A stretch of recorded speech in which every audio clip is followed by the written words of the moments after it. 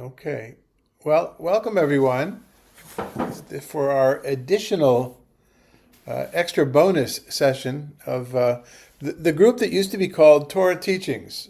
Many of you were there, but I'll repeat for those, or I will share with those that weren't there. And in 2025, I came to Temple Isaiah. We started a Wednesday afternoon class, I think at 3 o'clock, for Parshat HaShavua. And it was an hour and a half class, and we got through each weekly Torah portion until, in person, of course, and we got to until the fall. And in the fall, we did a kind of in-depth study of gender relationships around Genesis 1 and Genesis 2, the two creation stories. And one of the participants said, Rabbi, can't we do it like this every time? Because this was like, we really went in deep. I said, sure, but we have to break away from the Torah portion. And looked around the class, everybody was in agreement, and that's what we ended up doing. And then it took us 7 years to finish the rest of the Torah from that point. Of a week, almost weekly study year round, or weekly study almost year round.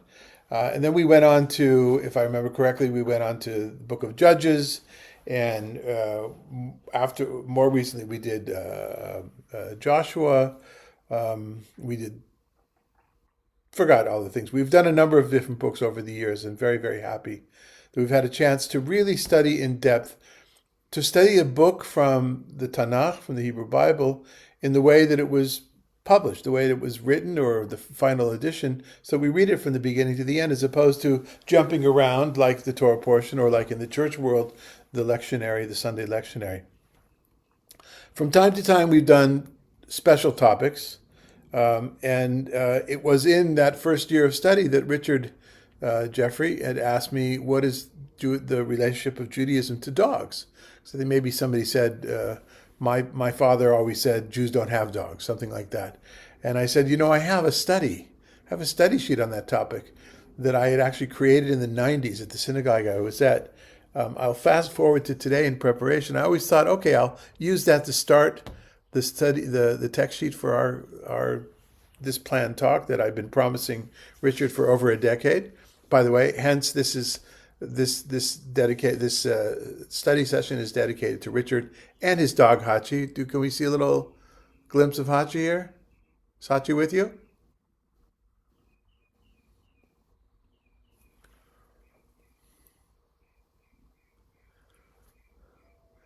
Are you looking for a picture? Is that what you're doing? No, no, no, no. I'm gonna move my computer because he's he's like dogs do. They're either Oh, husky. yes, yeah. Dogs either are lounging or Actually, what he did is I was panicking before the class because I couldn't find him. And I'm in a small house, but he has a pen, and he got out of it, so he was lounging by the pool.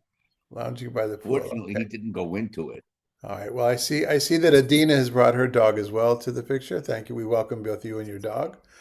Um, this is in honor of Hachi, and because it would be not nice to do it without Richard, we honor Richard as well. As a question that Richard asked us, as I say, many many years ago, and finally this is payback. I go back to look for that file, and I found the file.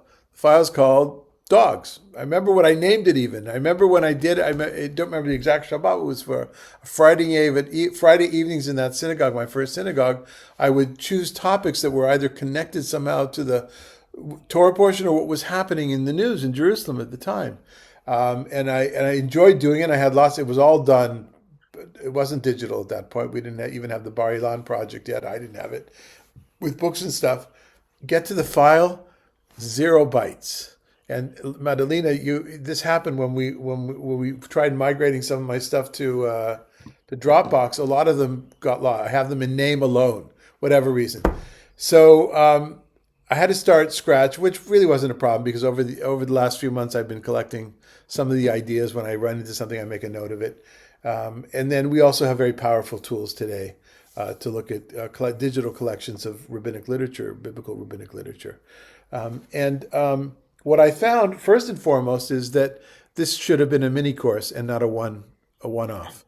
there, and I'm still not sure exactly what to cover in these two. And we may decide that this is part one, and then part two after I get back from the trip, this upcoming trip. Um, so let's see how it goes. The overall idea was to answer that kind of notion amongst ultra Orthodox and some Orthodox Jews, and then traditionally, say, pre 60s, pre 50s Jews in the United States, that Jews don't really have dogs. In the state of Israel, when we got there in the 70s, I don't think I knew anybody that had a pet dog. Not did you know anybody had a pet dog, Sasha, when you got to Israel? We have to stretch our memory. I don't remember. And that was we met her in the 90s, and she was American, and she lived in a moshav, right? She didn't live in the city. But of course, today in Tel Aviv, there's dogs every people walking their dogs everywhere. It's very much like it's also a way where single people meet other single people with their dogs, of course, like in other places here in the United States. It's a lot of dogs. So there's something has changed. There's also a huge change over the years with varieties, and I would imagine I don't know, I didn't do any research from scientific research to see how many species and subspecies of dogs exist today, in what numbers compared to when we were kids. Are there? It seems to me there's a lot of way more different kinds of exotic looking dogs today than when I was a kid. I'm guessing that's the product of lots of not what's the word when you grow dogs? Breeding. Yeah. So we'll start with the Torah, and before actually getting to a story about a dog, I will say that most of the verses in the Tanakh that mention a dog is not really about a dog. It's calling somebody a dog. It's being derogatory. Sometimes it's in the name of somebody. In one case, there's Kalev ben Yefuneh, which I don't think that everybody would agree is necessary that his name is Mr. Dog. The root of dog is argued about. We'll look at one folk etymology of the word Kelev. In Arabic, the word for dog, some of you may know, is Kalib. Sounds very, very. We're still getting more people coming in here. It sounds it's very seductive to say Arabic, Hebrew, the same, but it's far more complex than that. We're not going to go into the linguistics of it. So I say we will bring up later on a folk etymology, which will connect to the title of Heartfelt Relationships. But I think that many people meet the dog first. If you're a little kid growing up with Chumash and Rashi, with the Torah portion, you really only meet the dog at this first scene that I brought here, the mention of a dog. In all the stories of Genesis, there's no dog walking around. Nobody has a pet. Even the shepherds will see the dogs are part of sheep herding as well. They're not mentioned in Genesis until we get to the Exodus itself. So, Richard, why don't you start us off, since this is in your honor and in Hachi's honor? Okay. Moses said, "Thus says God, toward midnight I will go forth among the Egyptians, and every male firstborn in the land of Egypt shall die, from the firstborn of Pharaoh who sits on his throne to the firstborn of the slave woman who is behind the millstone, and all the firstborn of the cattle. And there shall be a loud cry in all the land of Egypt, such as never been or will ever be again, but not a dog shall snarl at any of the Israelites, at human or animal, in order that you may know that God makes a distinction between Egypt and Israel." All right. So perhaps we've seen it before, but what does it mean? Any ideas as to what do we infer from this as far as the biblical author's view of a dog, for instance? What comes out of this? Well, it's just a dog snarling, so Okay. they see dogs as being vicious. I think so. I mean, many of what was it? The mailman, had the mace in his. We used to have mace, maybe still does, because the dog is going to attack them in the yard. Snarling dogs. That seems to be a motif in general in culture, in other cultures that we live in. Less so in Palm Springs. I rarely barked at, but in Israel, dogs bark all the time and incessantly bark. And I think we lived in a house that I think the neighbors, they would leave the dog, this very constantly barking dog at home for hours and just would not stop dark. I'm really happy here where I live. I don't hear dogs barking. There's one family that's here for a few months every year. They have a dog and only barks when the dog is outside and not allowed to go to the pool with them, and the dog sees them at the pool from afar. Barking dogs, snarling dogs is not part of my life. But in Israel, walking by or in certain areas that you walk by somebody's yard, a dog will jump up to the fence, that kind of snarling. Again, Well, those are guard dog. I mean, dogs. I guess in the ancient times, dogs were probably mostly used as guard animals. right, so exactly that's how what's one thing to infer from this one verse here is that if a dog's job is to snarl, it's not necessarily because they hate people, but because they're in a guardian position. Yes, David. Hi there.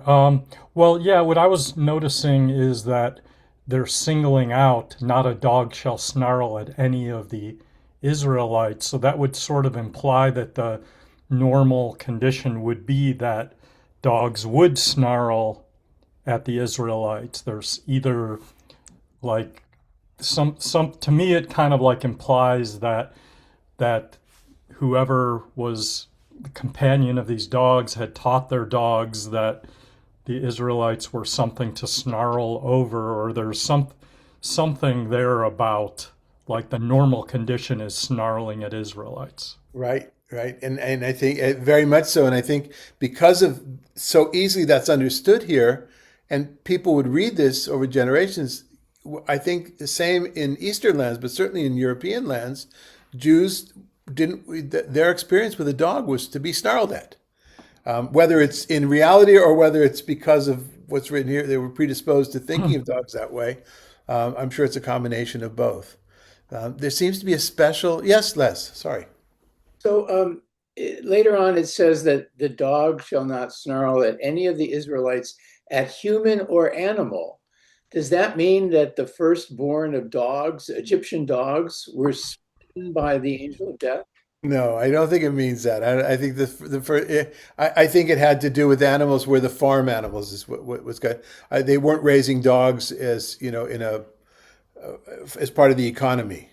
That's what maybe I'm wrong about that. I never really thought of it that way. I always assume animals are the herds. It refers to Israelites at human or animal. Hmm. In other words, it includes animals as Israelites. Yeah,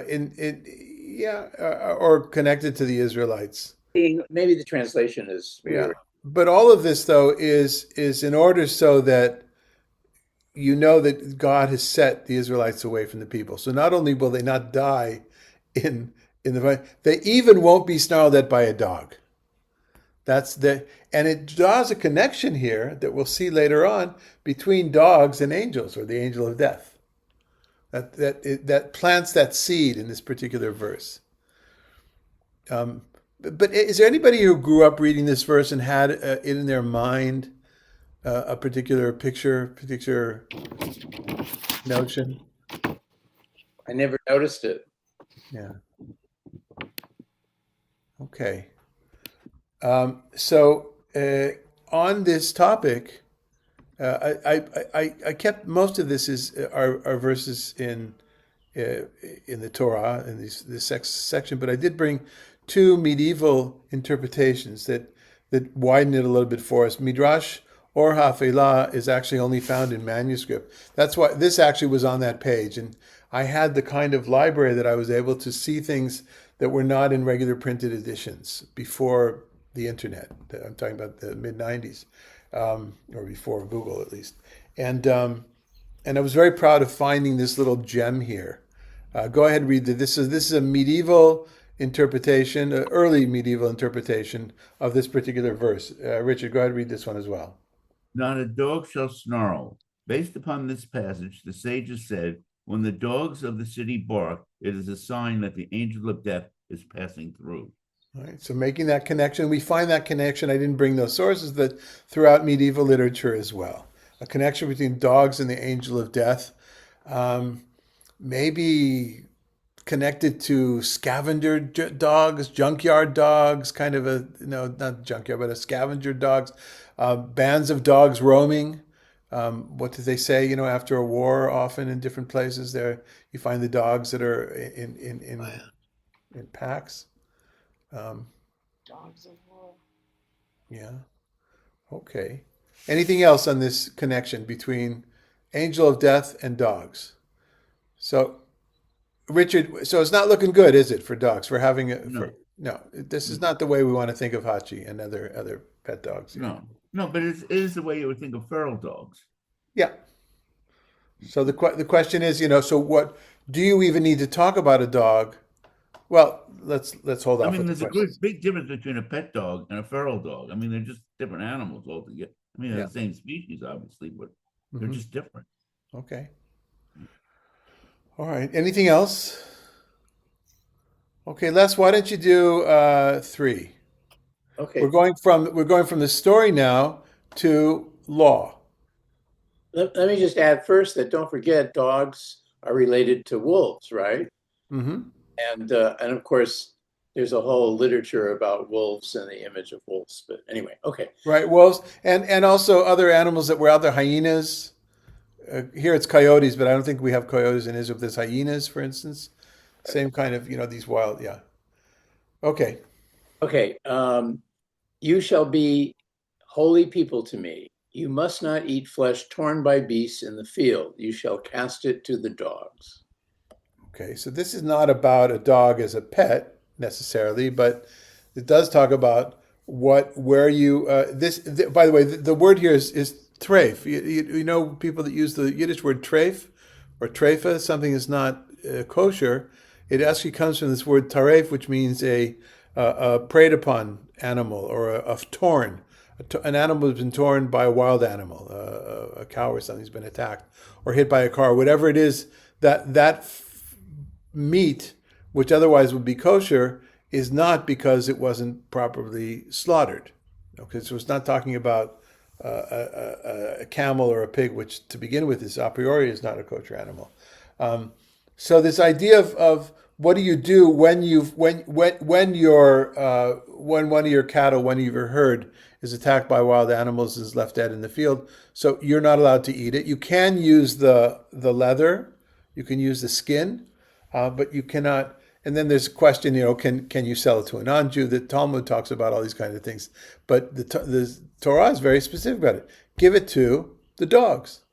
Now, is it because that's intentional? Because you know, because you need to feed a dog, so your dog is a sheep herder for you? It sounds like that might be the case. Or is it just just like feral dogs run around eating whatever's lying on the ground? This too. Um, so you get from time to time here. I'm thinking of another verse. This today is not about the New Testament, but not long ago I brought the almost the last lesson that we had. Maybe it was the last. No, the second last lesson that we did in this series about women in the New Testament with the Jewish Collaborative of Orange County. We had the scene from, pretty sure it's Matthew, where the Canaanite woman wants to be part of Jesus's group, and Jesus says, "No, you're not. I'm here for the Israelites. I'm not here for you." And she says something like, "Even a dog gets to eat the scraps of food that fall under the table," something like that. So there's this idea that dogs are around, even though we haven't heard about them. And so they come up. Is it? Well, we'll see. Somebody sees this as being a reward. We'll go and read the next one. Again, this Datz Kenim are the generations after Rashi and Rashi's school of thought. We call them one of the Balei HaTosafot. So we're talking about, say, 12th, 13th century France, probably. Go ahead, number 4 or less.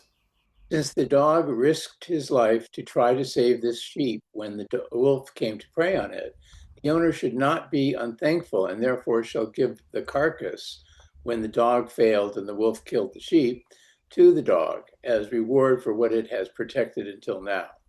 For it is the way of the world to appoint dogs to protect sheep from wolves. Okay. We don't have a biblical verse that says that, but hundreds of years later, somebody says, "Oh, why does the Torah mention dogs get its reward? Because in life, that's what they do. They protect the sheep, they protect the cattle, and even though this in this particular in a given this is not about a particular story. It's in a given particular case where the dog doesn't succeed in keeping the mountain lion away, or whatever the preying animal is, then all the other times you have to be. It's a wonderful way. It's a wonderful way of building a culture. You reward the animal that helps you, and even though you'd think it's an animal, you don't need to reward an animal anything. So we'll get to other cases about how one treats animals in a humane fashion. But so these two cases, one from the narrative about how the dogs are an indication of how special, in this case, how special the Israelites were that night, or the other one from the legal material that when you do have this meat, instead of just letting it rot, throwing it out, you have some benefit from giving it to the dogs. What that means, we have one medieval understanding of that. There might be others as well. Well, read one more. This is also connected. This is actually an earlier source of that, probably from the latter part of the first millennium. Why did dogs merit that their excrement, sacred books, and tefillin should be made? I don't get that. What does that mean? That of their excrement, Oh, you make sacred food, sacred books, and tefillin. Oh, okay. Meaning that their flesh? No, it means they're shit. It must be used in the process of the hides, of preparing the hide to be parchment. That's the only thing that I don't have a critical commentary of Kala Rabati. Not a lot of people study it, but I would guess that's what it was used in the process. You don't make tefillin from crap, right? But it's in the process of doing something to the leather. Okay, because it's stated, but against any of the children of Israel shall not a dog wet his tongue. Which is just a different, an older translation of what we had above. The dog did not snarl at them. All right. So because the dogs did not snarl, this should have been probably, it could have been above this as well. Because the dogs did not snarl at the Israelites, they did God's bidding, then they're rewarded. Not with the torn meat that's a different kind of reward. Here, because through the worst part of them, we make Torah scrolls and tefillin. Just another, as I see, we don't. There's no section about dogs. There's no huge dog does not play an important part in any of the biblical stories at all. It's always on the side, but again, different than our modern way. Certainly, the Palm Springs way of looking at a dog, where people, I think Sasha was very surprised. I knew I'd been here for a while, and she got here. You may remember she came like a year later. And we kept talking about the fact that there's no children at Temple Isaiah anyway. There's no children in Palm Springs, other than, say, tourist weekends. And then she got all excited because she saw somebody walking with a baby carriage. And she got excited. I said, look, no, wait till the carriage comes by, then look inside. We're used to that. When you're not used to that, like Israelis come and see that. Other people see like, what? And I don't even know if it's in other cities in the United States. Are there people from other cities here where dogs are taken around with baby carriages? Yes? Okay. Chihuahuas. Not cement. Yeah, but or old dogs, right? Old dogs that they don't need as many. Yeah, it's a common thing here in Laguna Woods as protection from coyotes. Okay.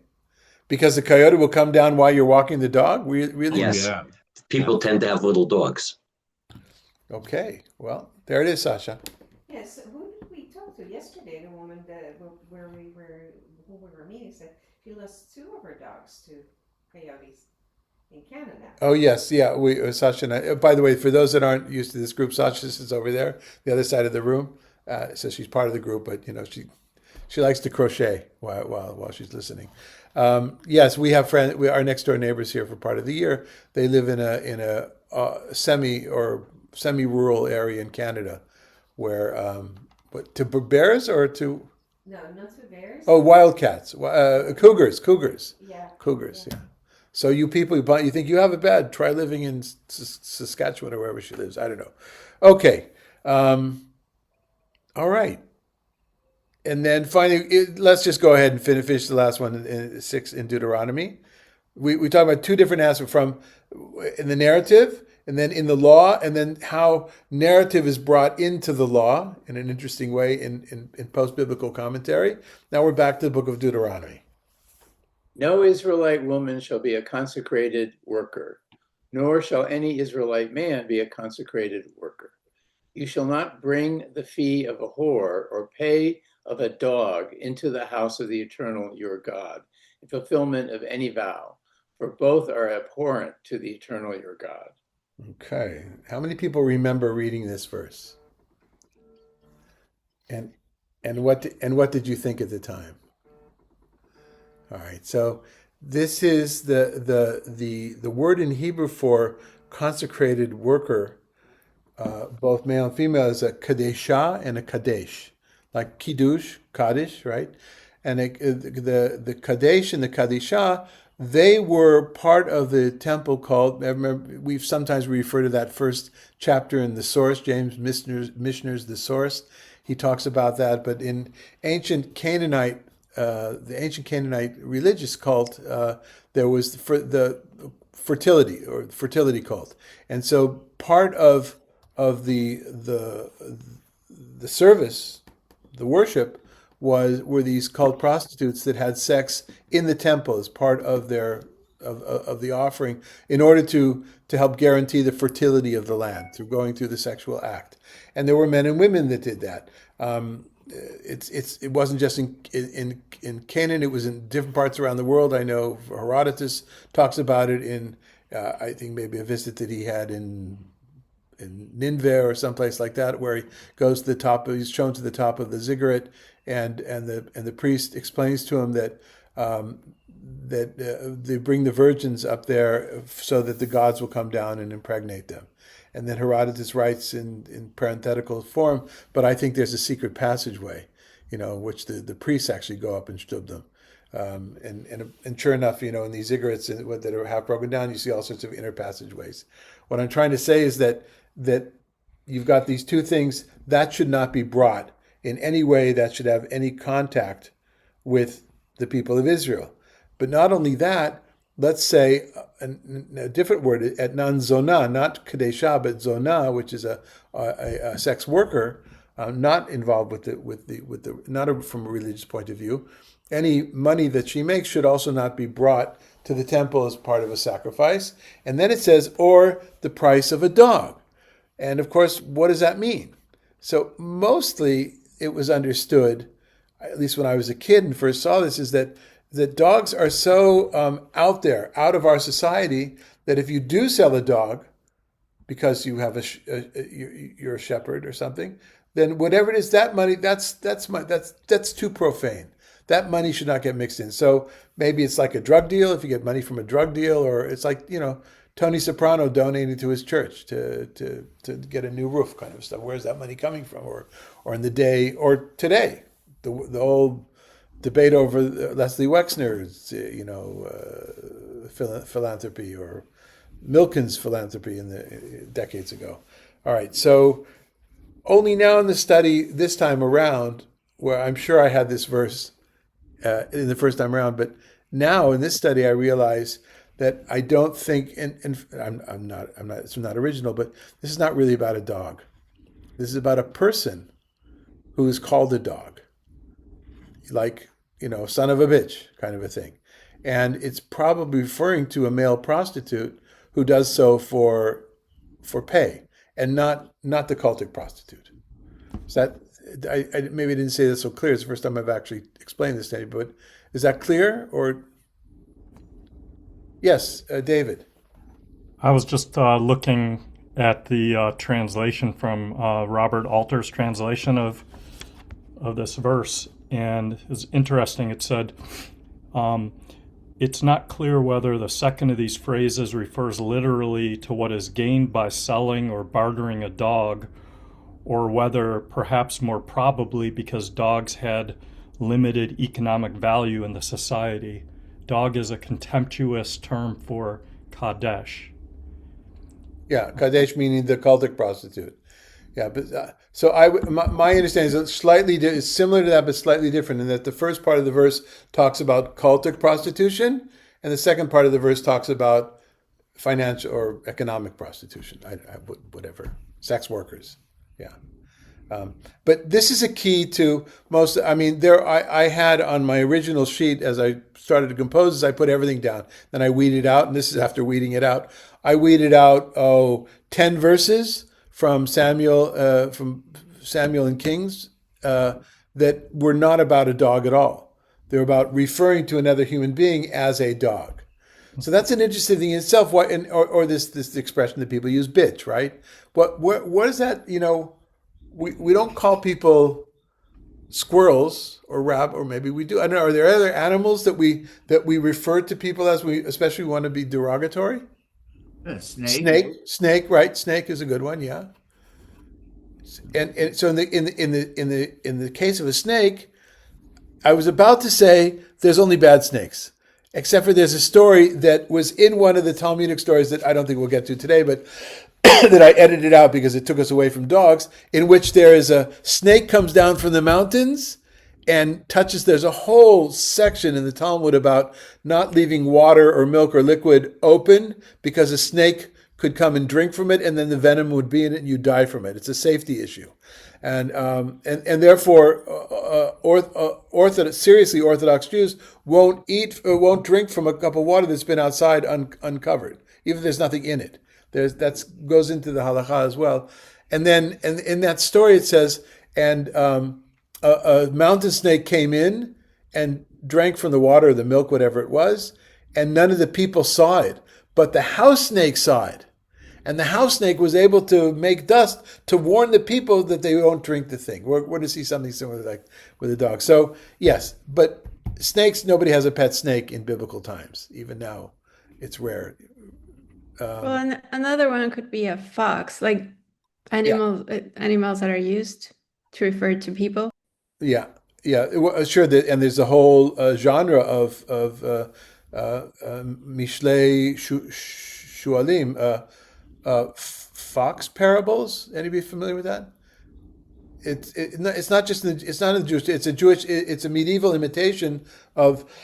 I'm pretty sure it's an imitation of European literature, of all these proverbs about foxes. This wisdom. Wolf is another one. Yeah. Weasel. Wolf, weasel. Yeah. Yes, Eileen. Yeah. So is ass. Don't be an ass. Yeah. So when we use those, it's interesting. So why would people use that? It means that those animals are in their lives. And I think the way I was going was to say that if they're in their lives, maybe more often than not, the dogs that people confronted were not pleasant creatures. They're not. Maybe if we oversimplify it, maybe they're thinking of feral dogs as opposed to trained sheepdogs or guard dogs that are not very pleasant. Right. Yeah, a guard dog is not supposed to be pleasant. Right. Yeah. No, right. Or even like a dog that's a shepherd dog. I mean, if you're not in the flock, the dog's not going to be nice to you. Yes, but those German shepherds are so pretty; they're so graceful. Yeah, they're not pretty, but if you're not if they don't know who you are, they're just they can be scary. So there are possibly other references to dogs, different kinds of references. I don't think so in the Torah. There may be other references that are similar to this, but that's in the 5 books of Moses. So if we sum up this part, we have in the narrative, we have in the law, and then in post-biblical literature, the commentaries always want to talk about. So why would where was the reward for the dogs being part of God's plan on the night of the death of the firstborn? Or why should they deserve to get the scraps as opposed to you don't give it to the chicken? The chickens would eat that meat as well, right? Or other animals, pigs. Okay, anything else? Then let's go on to the prophets. And I weeded out a tremendous amount from here that had to do with one person calling another person a dog in some format, whatever. David, you want to read from 2 Samuel 9? B1? Sure. David said to him, "Don't be afraid, for I will keep faith with you for the sake of your father Jonathan. I will give you back all the land of your grandfather Saul. Moreover, you shall always eat at my table." Mephibosheth prostrated himself again and said, "What is your servant that you should show regard for a dead dog like me?" Again, not really about a dog, about a person, but the setup here is David. David was friends with Jonathan, right? And Jonathan had children, and after David's weeding out and reclaiming his, reestablishing his hold or establishing his hold, he's back and forth with his sons. Also, it's a bloody story, the whole David story, and but then finally gets to this. They're still members of Saul's household, and Mephibosheth, which the name itself, the name was Miphibal from the mouth of Baal, but many of the names,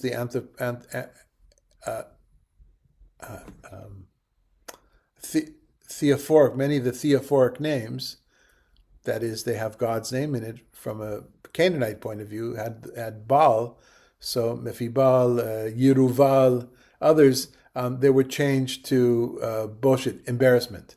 That's what Mephibosheth is here. In any case, he grovels like a dog almost. He compares himself to even the worst, a dead dog. What could be more worthless than a dead dog? I guess. All right, why don't you take another one? Sure. 1 Kings 21. Now we're going to the stories of Elijah. Some of us did those at the Episcopal Church. We had a mini course recently on Elijah, and this came up, this verse. Go ahead. "And God has also spoken concerning Jezebel. The dog shall devour Jezebel in the field of Jezreel. All of Ahab's line who die in the town shall be devoured by dogs, and all who die in the open country shall be devoured by the birds of the sky. Indeed, there never was anyone like Ahab who committed himself to doing what was displeasing to God at the instigation of his wife Jezebel." Right. She was that has to do with the story of the prophets of the Baal. It has to do with the Naboth's vineyard. She's definitely the bad person in those stories, and in any case, that's the curse, and and now comes the fulfillment of the curse. Go ahead and read this section. This is already much later, towards the end. This is at the end of her life. Elijah's already out of the picture at this point. But go ahead. Jehu went on to Jezreel. When Jezebel heard of it, she painted her eyes with kohl and dressed her hair, and she looked out of the window. As Jehu entered the gate, she called out, "Is all well, Zimri, murderer of your master?" He looked up toward the window and said, "Who is on my side? Who?" And 2 or 3 eunuchs leaned out toward him.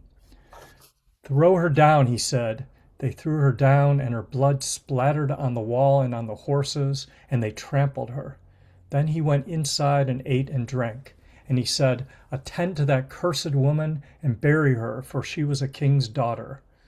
So they went to bury her, but all they found of her were the skull, the feet, and the hands.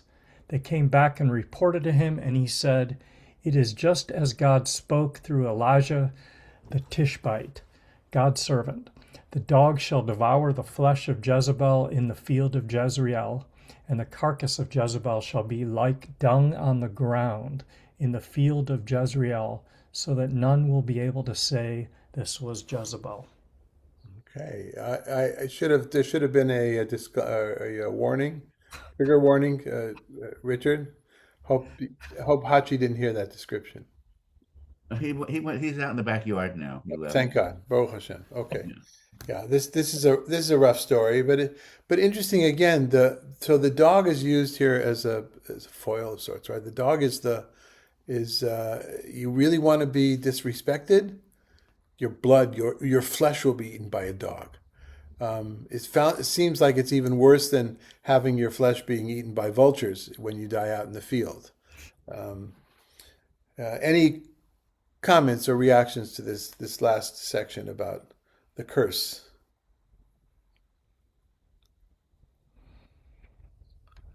Okay, I think we're going to skip the poetic versions here. It brings, other dogs do not come out well in these two, but we go to number two, which we had done in Proverbs. Proverbs was another of the books that we studied together, that same Wednesday group, that this time slot.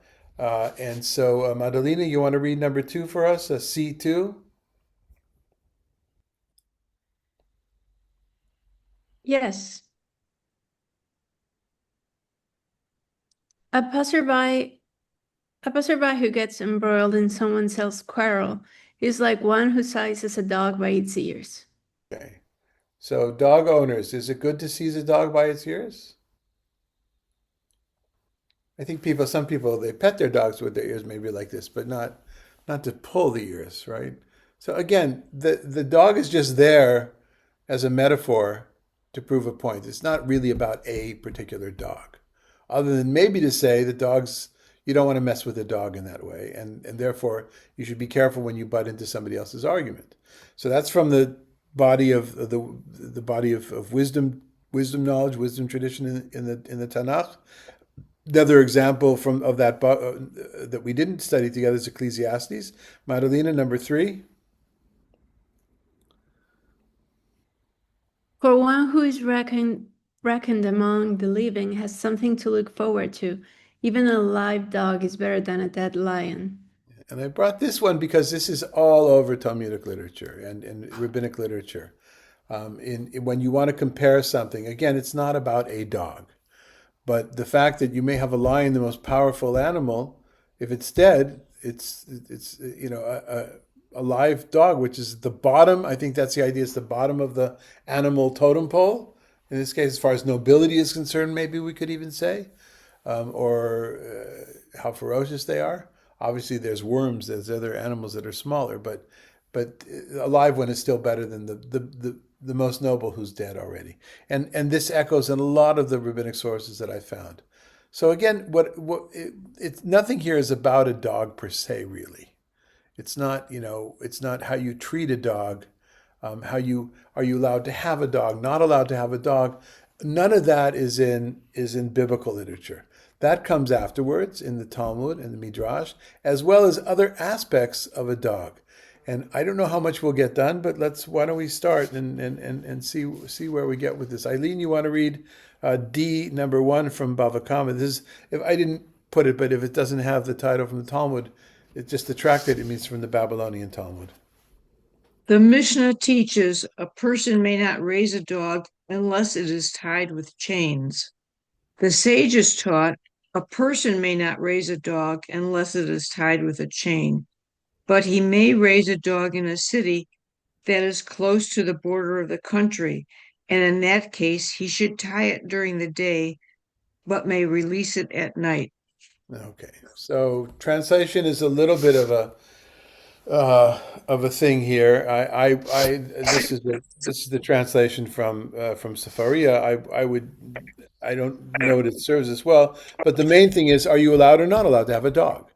And yet you can have a dog as long as it's tied up, as long as it's on a leash, which leads you to believe that it's for guard purpose and it's a bit of a menace if it's running around. Not because it will be eaten by a coyote, and not even because it will bite others, maybe, but it's something you have to be very careful of. Then you might ask them, why do you have it? Well, I think the answer is to be a guard dog. Okay, I don't think it's to have a man's best friend. I don't. There's one or two sources, maybe we'll talk about that, but basically, I don't think that's the kind of dog we're talking about here.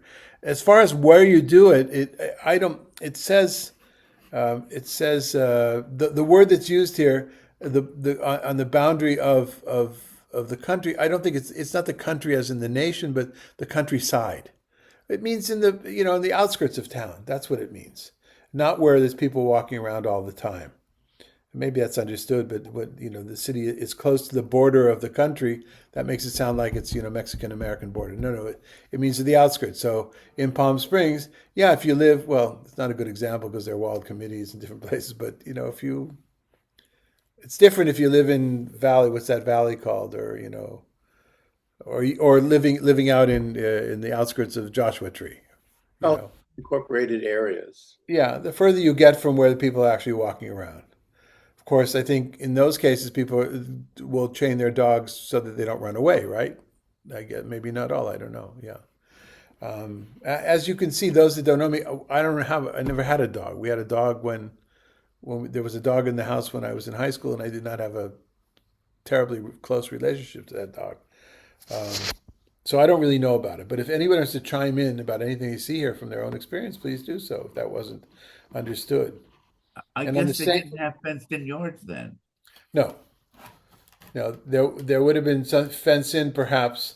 I don't even think chickens or anything was fenced in. Um, those that raise pigs may have had them fenced in. Cattle would graze. I think maybe in the evening they would be in a stable, or there was a deer. You have the word deer in Talmud, which means that they would bring the sheep sometimes in and have them inside of a whatever you call a sheep living place. Um, yeah. So this is about dogs in general. Yeah. Yes. Go ahead, David. Um, yeah, I wanted to share. This is kind of these verses are kind of interesting to me. I just like a couple months ago I started walking dogs at the animal shelter, and as part of learning how to do that, there's like so many rules about how dogs are handled and how when they need to be put on a leash and how you put them on a leash and all of this. And it's interesting as I'm reading this, I'm thinking about like this feels like it's written from the perspective of how we protect other human beings, but most of the rules that I see and experience are about how do we make sure that nothing happens to the dog and that the dog is kept safe. So it's but similar in both of those situations, it's like starting to introduce the idea of how do we live in community with dogs. Yeah, and thanks for opening up that part of the conversation. That's a really important conversation. There's a not a dark side, but a less than positive side, or slightly less positive side about when folks like me come who've been involved in nonprofit work and especially in human rights issues come to a place like Palm Springs and see the amount of volunteers in what you're volunteer for right now, and this in no way is any criticism of that, or the amount of money raised for animal shelters, sometimes it feels to me like it seems a little bit out of balance with values. That it might be easier in a place like Palm Springs to raise money for a shelter, for an animal shelter, than it is for to provide food for the unhoused or something. I'm not making a blanket statement here. I mean that's an issue that comes up, see, and that also has to do with that's the other side of what you're talking about. The really fascinating part of which you're opening up here is how do human beings really share this creation, share the world with the other members of that were, by the way, all created before we were created, right? Yeah, yes. Yeah, Sasha and I were invited to the faux faux pas Faux fur ball. faux fur ball, the faux fur ball. These people, they invited us. So anyway, we sat at this table.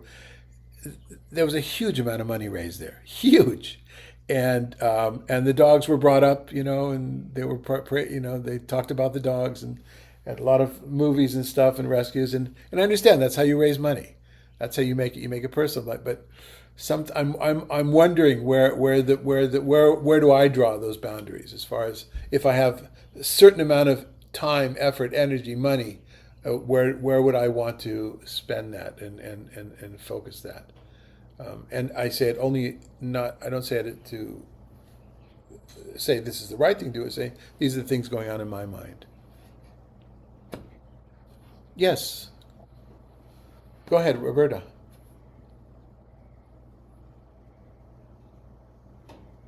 Just need you to unmute first. There you go. There you go. It's man's, there's a saying, dog is a man's best friend.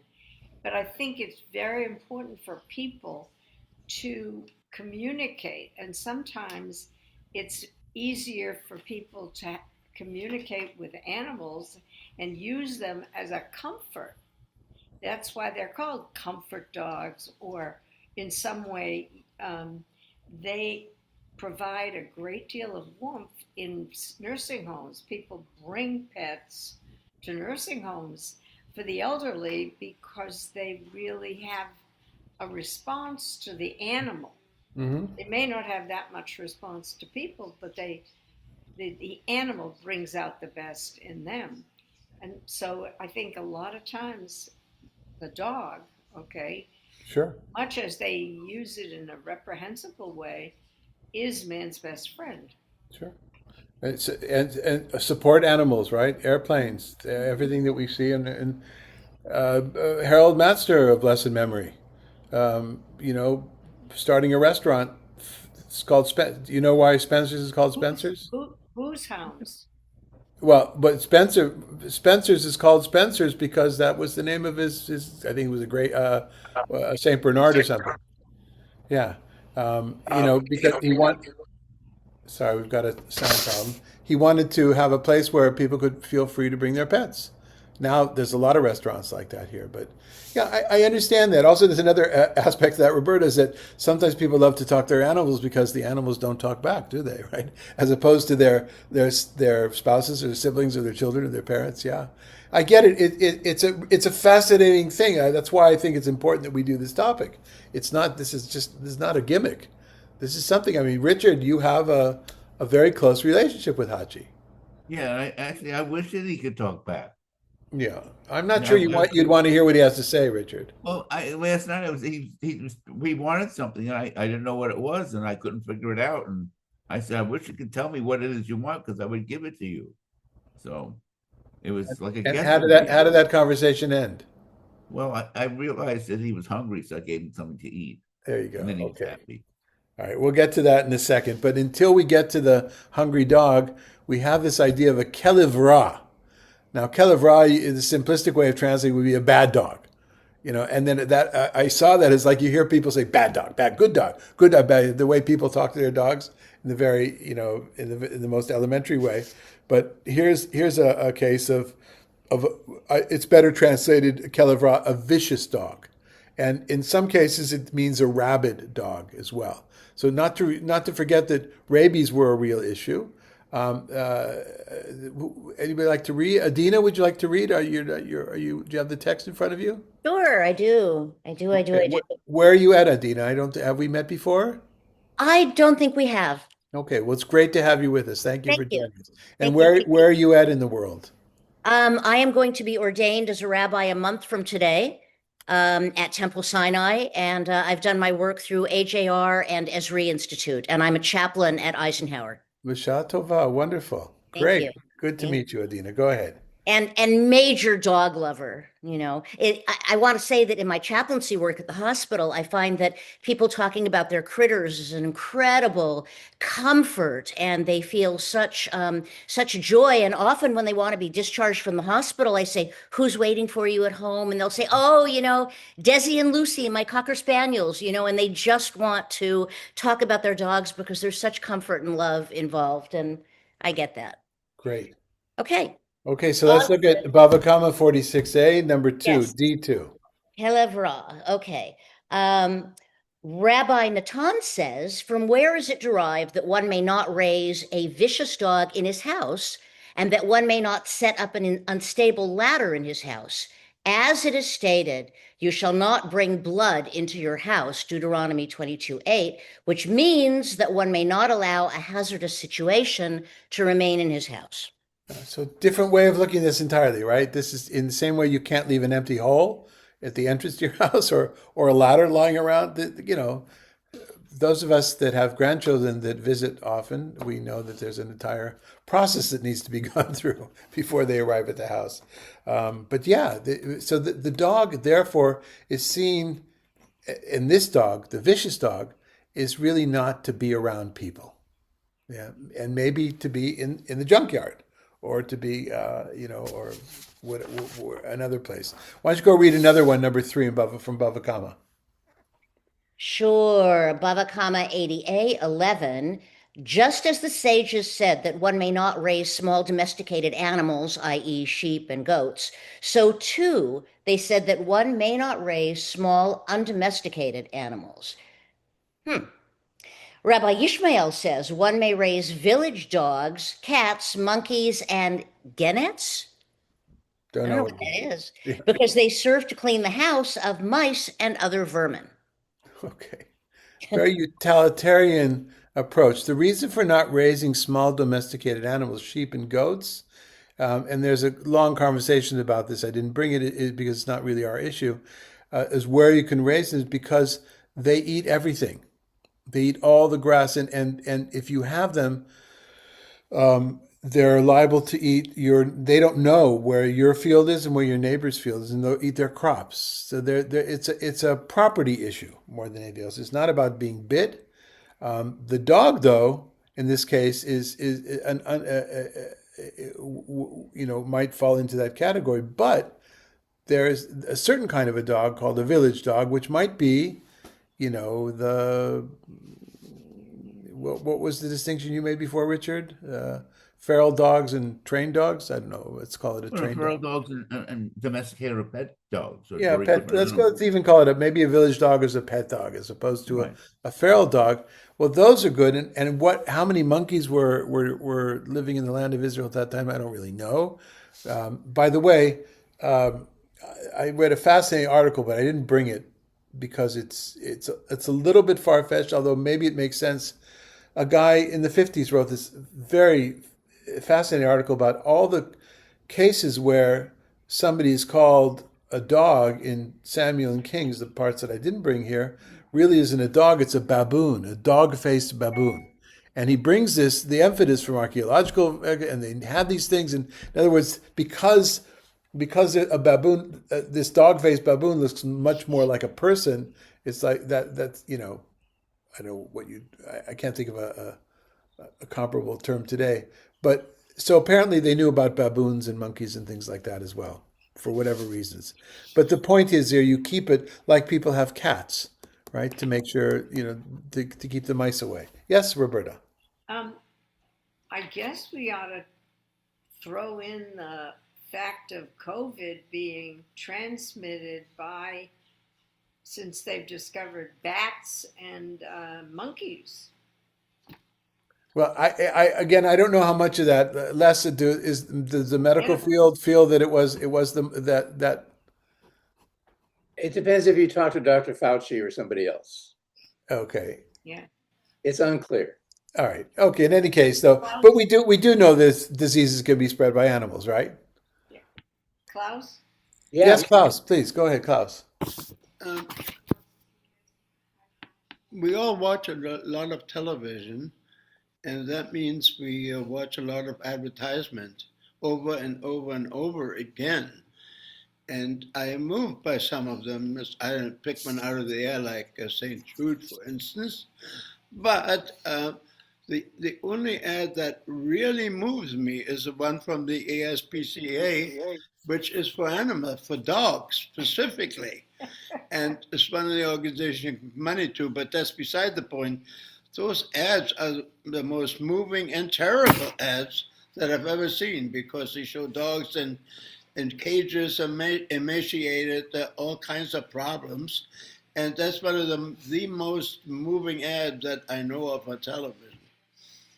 And there's also dogs play a prominent part in all the pharmaceutical ads as well. Yeah. There's a lot of beautiful Labradors and beautiful dogs that people out, whatever. Yes, there's no two ways about it. Yeah, we have this special relation more than we do with, say, certainly more than rats or pigeons. Yeah. You brought up pharmaceutical ads, but dogs are often used in research to develop these drugs too. And there's a whole, PETA movement and all that. Sure, sure.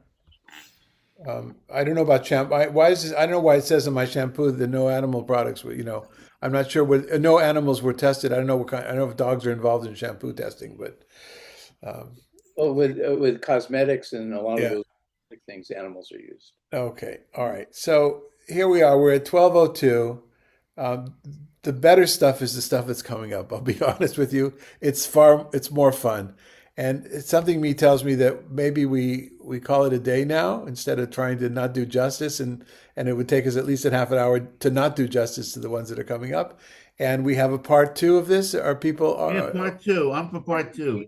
Yay. okay? So Listen, just to also the fact that I've noticed that this is probably the most attended class you've given.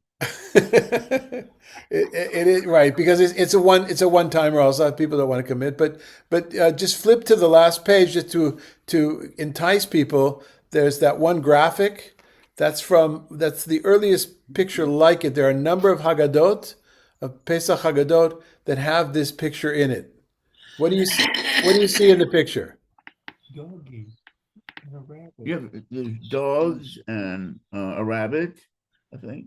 Yeah, and on to the left, A horse, and a rider. Okay. Birds.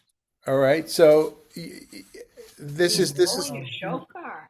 yeah. Part of the fun part is going to be connected because dogs are in the picture, and there is some Judaica from Bill Gross's collection that has dogs in it, but not a lot, and most of it not relevant. But I have a few of these pictures. This was the one that the one we chose another one for the flyer, but they're variations of this one, and we'll solve that mystery as to how dogs are connected to the Haggadah Shel Pesach. Okay, other than the story that we had beforehand about the night. Thanks for being here, everybody. I'll be away for a few weeks. We'll do part two in probably the third week of May. Okay, we'll be in touch about it. Thank you, everyone. Thank Bye you. bye, everybody.